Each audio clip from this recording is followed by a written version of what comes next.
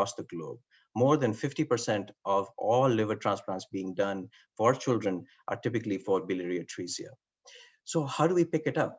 There has been a lot of work in the past decade where we can now focus on screening for biliary atresia in various ways.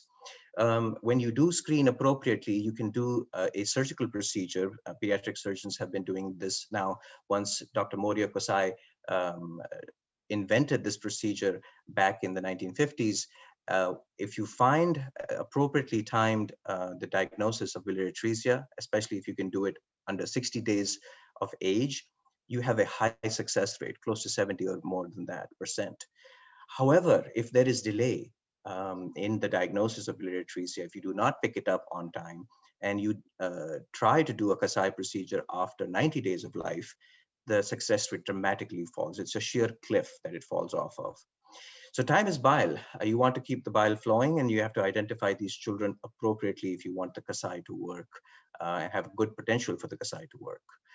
So the American Academy of Pediatrics back in about 2015, Dr. Casper Wong, a part of our group at CHLA, led this group, put together a position statement. And what they said was that we could screen with two different mechanisms.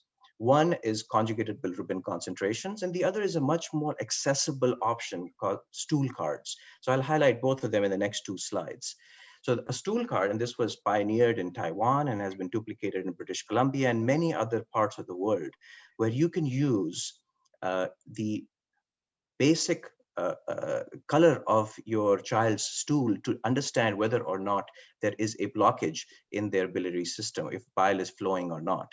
And the top three here, of course, are abnormal, and the bottom three are normal colored stools with pigment in them. And this has definitely a potential for public health in pediatric offices. If we can do this right, this is a strong methodology of biliary atresia screening and identifying children at the right time. Another mechanism is more laboratory based. And here you see a publication from Sanjeev Harpavat, who is a pediatric hepatologist in Texas at the Baylor College of Medicine and in Houston. And you can see that the top left graph here shows direct bilirubin, and the bottom in B shows total bilirubin. We can see when you look at total bilirubin, there is no difference between controls and children with biliary atresia. However, when you check conjugated or direct bilirubin, there is a dramatic difference, a significant difference between the two cohorts. Therefore, using conjugated or direct bilirubin as a measure within 24 to 48 hours of life. So you can pick these children up before they leave the nursery. And that is the key part here, early identification.